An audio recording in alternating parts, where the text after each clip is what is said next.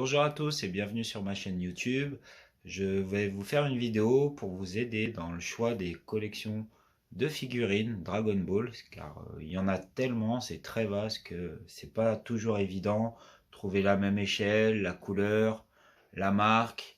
Donc bien évidemment je n'ai pas tout parce qu'il y en a trop et ça demanderait un budget monumental pour avoir tout et c'est très très loin d'être mon cas, mais bon, j'ai quand même quelques figurines, donc je vais vous les présenter.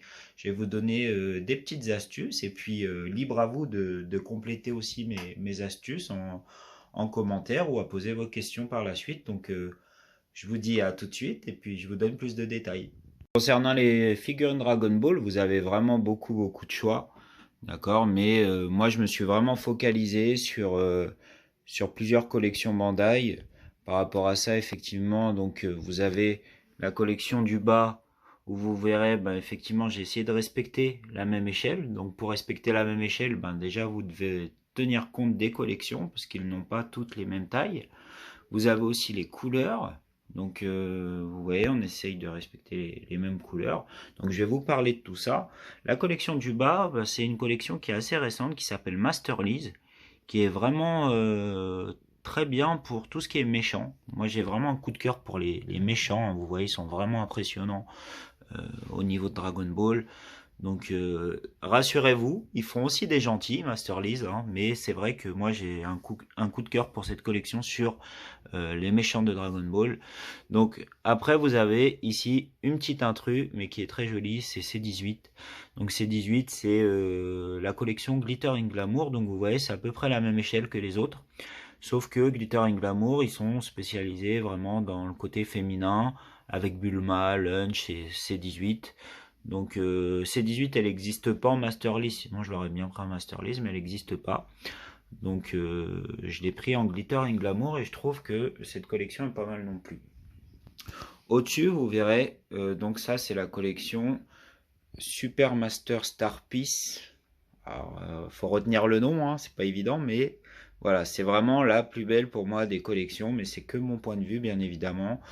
Vous en avez plusieurs, donc vous remarquez effectivement qu'on dirait on est dans le dessin animé vraiment, hein, avec les zones d'ombre, de peinture, etc. C'est vraiment impressionnant.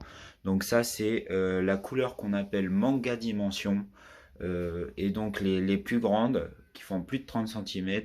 Donc ce sont les Super Master Star Piece. Vous verrez, donc il y a la taille du dessous, donc ce sont les Master Star Piece. Vous voyez, donc la couleur c'est toujours manga dimension, d'accord.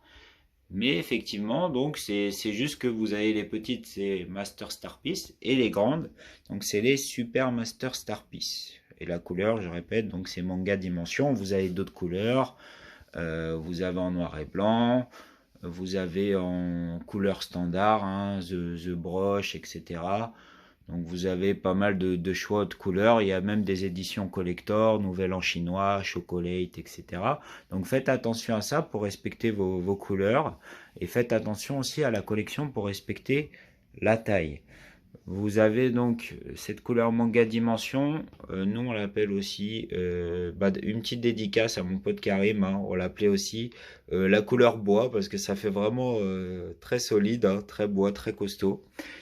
Donc vous avez aussi la taille intermédiaire entre Master Star Piece et Super Master Star Piece, la collection qu'on appelle Grandista. Donc c'est une gamme en dessous, hein, par rapport aux autres, mais point de vue détail et point de vue finition, je trouve qu'elles sont vraiment très jolies, hein. Vous pouvez voir les détails dans les cheveux, les couleurs, etc. Donc voilà, vous avez donc, pour récapituler, les Masterlease, les Glitter and Glamour qui sont au côté féminin, les Super Master Star Piece qui font plus de 30 cm, les Grandista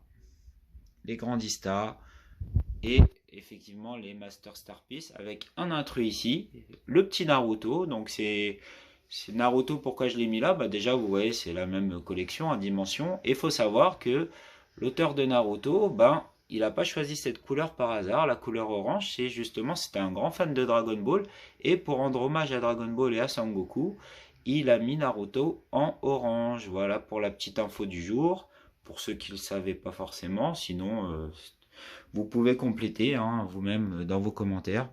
Donc voilà pour les petites infos sur les collections.